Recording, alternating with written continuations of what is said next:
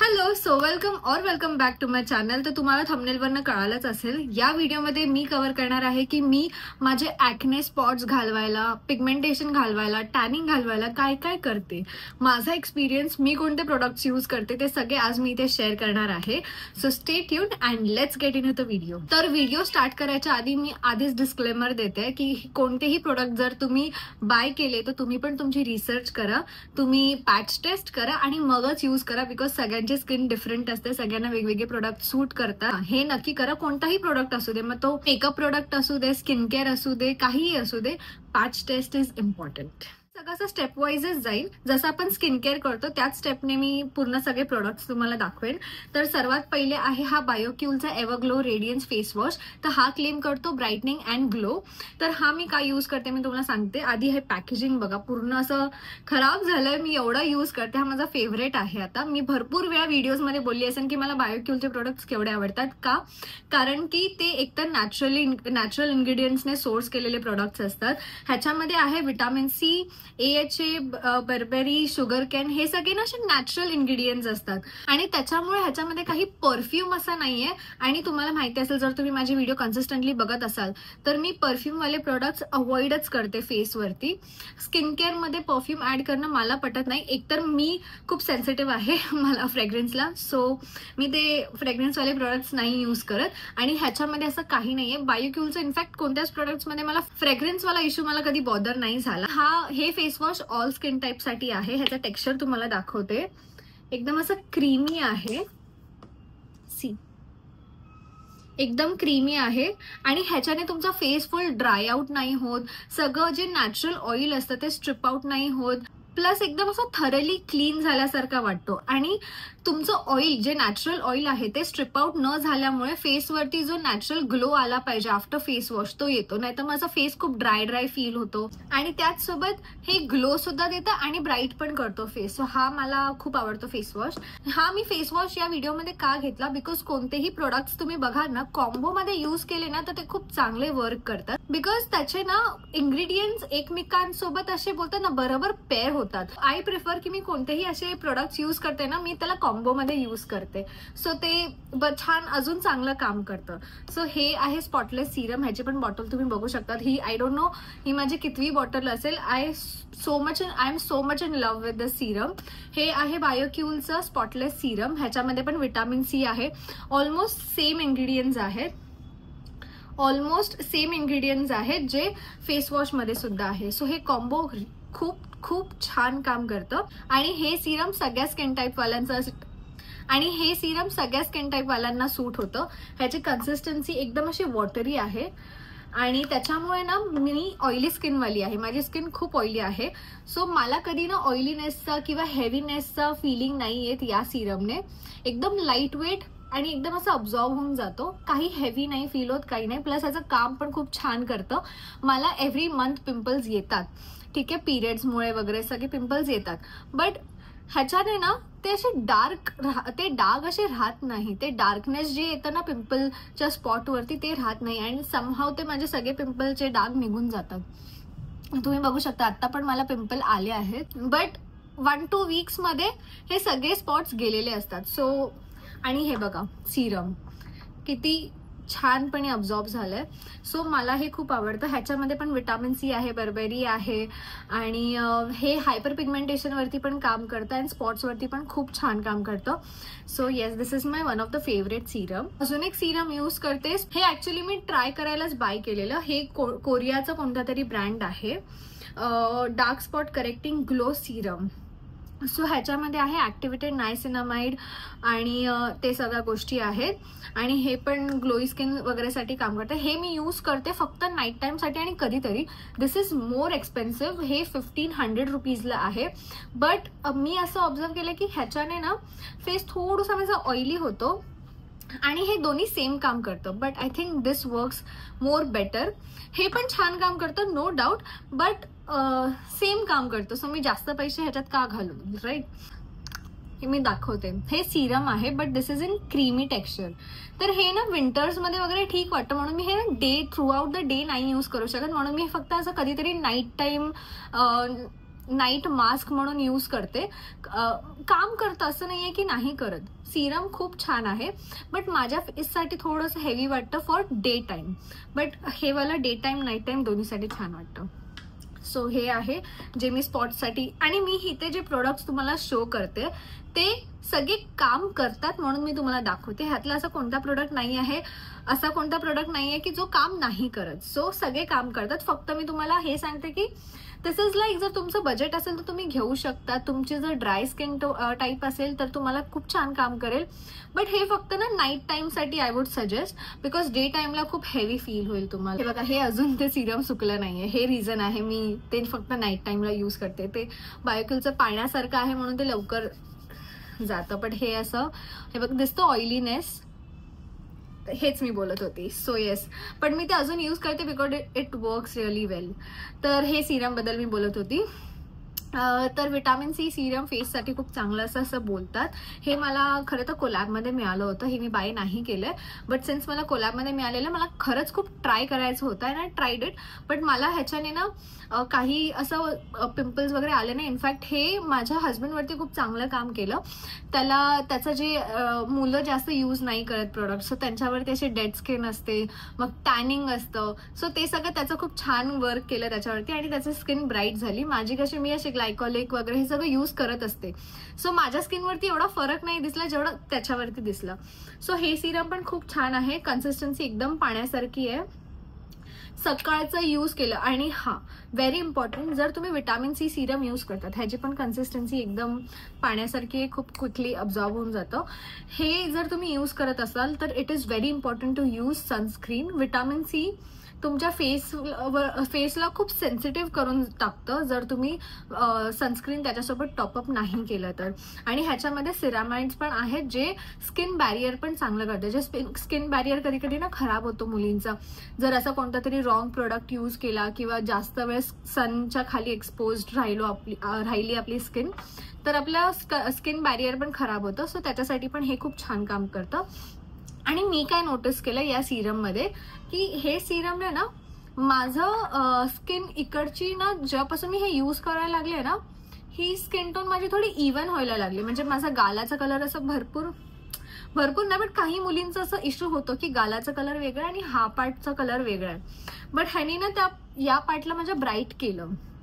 So त्याच्यासाठी मी हे serum use करते. But I don't use it daily, कारण की मला अजून पण थोडं विटॅमिन सी यूज करायला भीती वाटते. जस्ट बिकॉज माझं ते तेव्हाचं होतं की मी तेव्हा 3-4 ब्रँड्स यूज केलेले आणि कोणतंच वर्क नव्हतं केलं. सो माझी आता स्किन बेटर झाली, त्याला मला खराब नाही करायचं म्हणून मी थोडं घाबरून यूज करते. त्याच्यानंतर आपण येऊया सनस्क्रीनकडे. तर sunscreen is very important. But specially मी तुम्हाला खरंच सांगेन, I don't use sunscreen daily because माझी स्किन खूप ऑइली आहे आणि मला ते 8 आवर्स, म्हणजे मी घरातून जेव्हा निघते तेव्हा मी सनच्या खाली असते, म्हणजे ह्युमिडिटीमध्ये असते. मग तिकडनं मी परत AC मध्ये जाते. मग तिकडनं कधी परत लंच नंतर वॉक करायला वगैरे जायचं असेल तर परत मी ह्युमिडिटीमध्ये जाते. मग त्याने माझा फेस इतका ऑइल सोडतो की मला मग सनस्क्रीन लावली.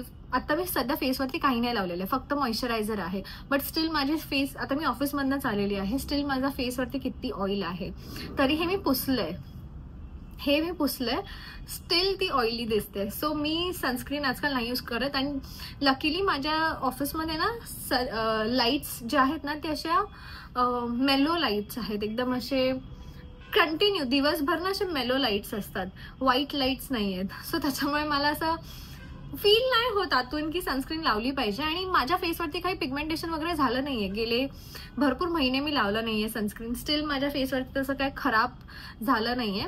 मी घरी असताना पण सनस्क्रीन अवॉइड करते बिकॉज काच बीच लावलेली असते. असं लोक बोलतात की उठता बसता बाहेर इथे तिथे 2-2 तासाने लावत राहायची असते. बट मला नाही फील चांगलं होत, खूप हेवी फील होतं. तर मी फक्त सनस्क्रीन कधी लावते, जेव्हा मी घराच्या बाहेर पडत असते तेव्हाच. मग पूर्ण लावते मी, हाताला, मानेला, फेसला, सगळीकडे. सो सनस्क्रीनमध्ये नेहमी टॉपवरती जी सनस्क्रीन असणार आहे माझी ती आहे डर्माकोची ही वाली sunscreen, 1% hyaluronic acid sunscreen aqua gel. हे ऑइली स्किनसाठी खूप खूप खूप छान सनस्क्रीन आहे. आणि ह्याच्यामध्ये काही फ्रेग्रन्स नाही आहे, काही ह्याचं मी संपली आहे ही. हां, एकदम लाईट वेट. काही व्हाईट कास्ट नाही सोडत, काही नाही, आणि लगेच ऑब्झर्व होते. ही इतकी छान सनस्क्रीन आहे. त्याच्यानंतर जी मला आवडते ती आहे फॉक्सटेल. फॉक्सटेलची पण सेम कन्सिस्टन्सी आहे. आता मी तुम्हाला ती दाखवली ना, सेम कन्सिस्टन्सी आहे, काही व्हाईट कास्ट नाही सोडत, आणि ह्याला फक्त ऑब्झर्व व्हायला थोडा टाइम लागतो.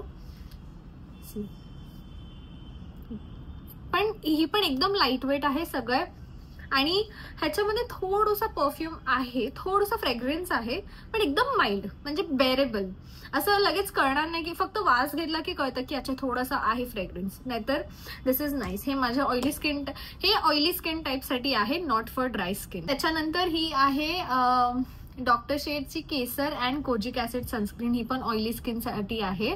माझ्याकडे सनस्क्रीन ड्राय स्किनसाठी नाही आहे. ही पण ना, ही ऍक्च्युली मला ही पण कोलॅबमध्ये मिळालेली. सो ह्याच्यासोबत अजून एक सनस्क्रीन होती विटामिन सी वाली. मला ती पण खूप आवडते, पण मला ही त्याच्याहून जास्त आवडते कन्सिस्टन्सी वाईज. तर मी ती आधी यूज म्हणजे जेव्हा मी हे सिरम लावते तेव्हा मी तेच विटामिन सी वाली सनस्क्रीन यूज करतो. बट मला ही सनस्क्रीन जास्त आवडली, त्यांची kesar and kojic acid. So kojic acid तुम्हाला माहिती असेल हे टॅनिंग वरती खूप चांगलं काम करतं.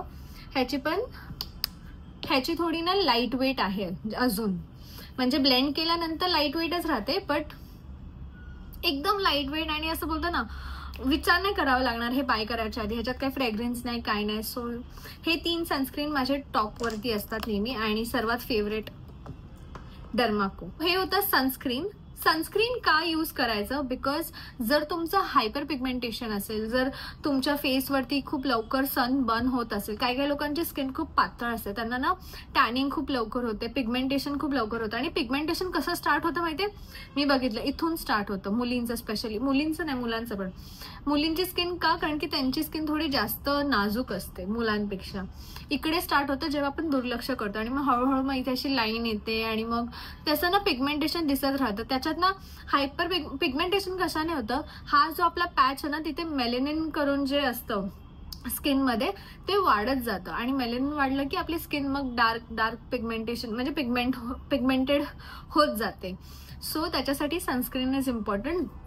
तुम्ही सनमध्ये जर जात असाल तर सनस्क्रीन शिवाय बाहेर पडूच नका. आणि आता तर इतकं हार्श सन असतं की मी तर न्यूज पण बघितले, केरला साईडला वगैरे तर सनबर्न्स होत आहेत जर तुम्ही 10 मिनिटं जरी सनमध्ये उभे राहतात. सो आत्ता तर तुम्ही सनस्क्रीन शिवाय बाहेर पडूच नका. आणि अजून एक गोष्ट सनस्क्रीनची मला आठवली की जेव्हा तुम्हाला पिंपल येतो ना, पिंपलच्या आजूबाजूला जास्त सनस्क्रीन लावा. बिकॉज ना मी असं नोटीस केलं, जेव्हा पिंपल जातो म्हणजे त्याच्या आतमध्ये जो पस आहे तो जेव्हा निघून जातो तर पिंपल असा माहितीये, आता हा माझा निघून गेलेला आहे, ठीक आहे, हा तर रेड दिसतोय. जेव्हा पिंपल रेड असेल ना तेव्हाच तो हील होतो. त्याला ब्लॅक किंवा ब्राऊन होऊन देऊ नका. जर तो ब्राऊन ब्लॅक झाला ना तर मग त्याला खूप टाइम लागतो जायला. सो जेव्हा तो रेड असतो ना, म्हणून पिंपलवरती मी पहिले सनस्क्रीन लावते जर मी सनमध्ये पडत असेल तर. बिकॉज सनने ना आपल्या पिंपलचे डाग जास्त, एक तर ती जागा सेन्सिटिव्ह होऊन जाते, मग सन त्याला अजून खराब करतं आणि ती जागा मग ब्लॅक होते. आणि मग एकदा ब्लॅक झालं ना की मग ते तुमच्या फेसवरती मग डार्क स्पॉट्स दिसतात आणि मग ते जायला मागत नाही. म्हणून पिंपल आला असेल, पिंपलला तुम्ही मॉइश्चरायझर वगैरे लावा, तर सगळं लेअर अप करा, सिरम लावा. बट त्याच्यावरती मी ना लिटरली कधी कधी जर मला नवीन पिंपल फुटला असेल ना, समजा इथे पिंपल आहे, सो मी अशी सनस्क्रीन लावते तिकडे, लिटरली असं लावते. मग माझा तो पिंपल कवर्ड राहतो आणि मग तो ब्लॅक होत नाही. आणि जेव्हा रेड स्पॉट असतो ना तो गायब होतो. ब्लॅक और ब्राऊन स्पॉट जायला टाइम लागतो, जातो कधी कधी, जात पण नाही, बट टाइम लागतो. त्याच्यानंतर येऊया मॉइश्चरायझर.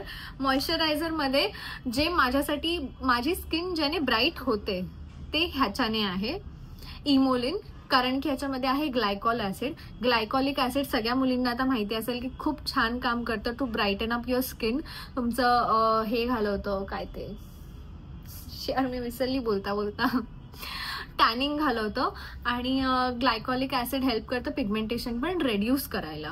तर ह्याच्यामध्ये मी व्हिडिओज बनवताना मला एका मुलीने कमेंट केलेलं की ह्याच्यामध्ये ग्लायकॉलिक ऍसिड आहे, हे डेली यूज नाही करायचं. मग आधी मी काय करायची, हे सकाळी पण यूज करायची, रात्री पण यूज करायची. सो आता मी इमोलिन, आता पण ही माझी फेवरेट आहे, पण मी आता ही फक्त रात्री यूज करते बिकॉज त्याच्यात ग्लायकॉलिक ॲसिड आहे.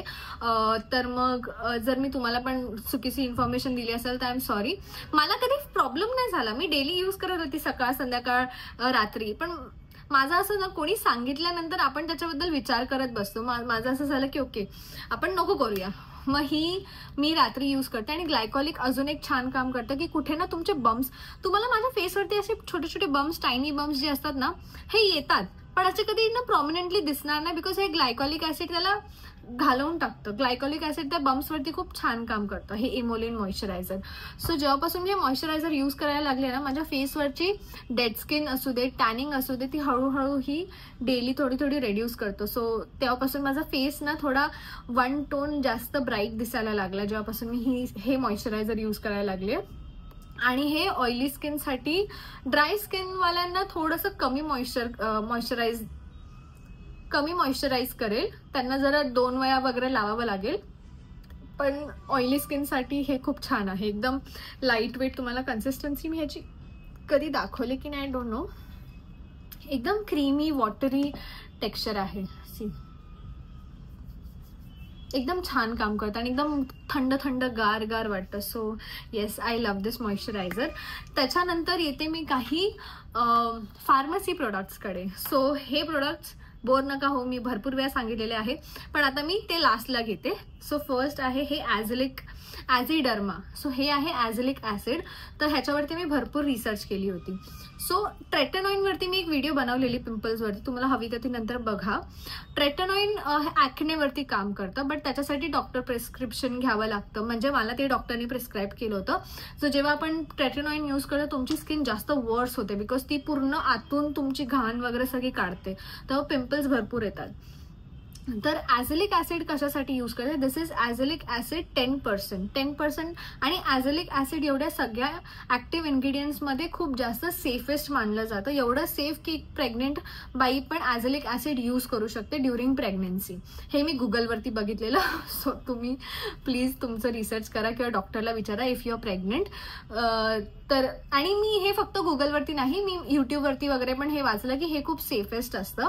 तर हे जी क्रीम आहे ना, हे ट्रेटनॉइन झालं ॲक्नेसाठी. सिव्हिअर ॲक्ने ज्यांना येतात ना, मोठे मोठे असे जसे मला यायचे, oh my God, I can't, बोलते ना मी इमॅजिन नाही करू शकत ते डेज माझे, पेनफुल ॲक्ने, त्याच्यासाठी ट्रेटनॉइन आहे.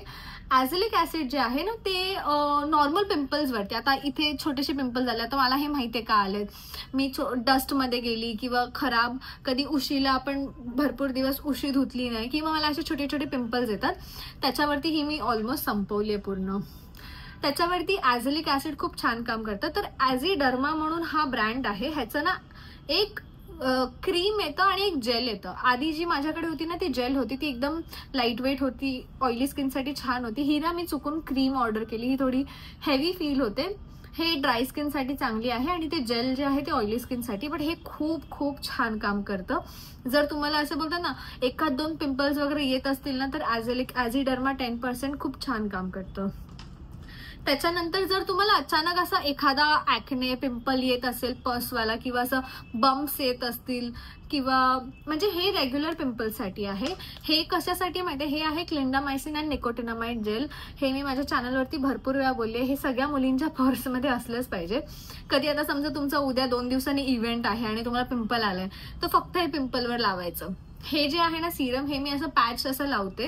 ह्याचा पण मी कधी कधी लावते, इथे कधी बम्प्स आले, इथे बम्प्स आले, इथे तर. पण हे ना तुमच्या पिंपलला लिटरली 2 डेजमध्ये घालवून टाकतं, पूर्ण घालवून टाकतं.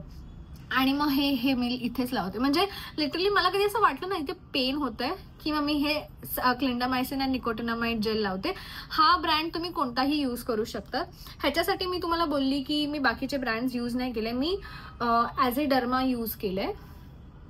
बट क्लिंडामायसिन आणि निकोटिनामाइड तुम्ही मेडिकलमध्ये जाल तुम्हाला भरपूर ब्रँड्स दिसतील, पण मी जो ब्रँड मिळतो तो घेतो बिकॉज ते सगळं सेम काम करतं.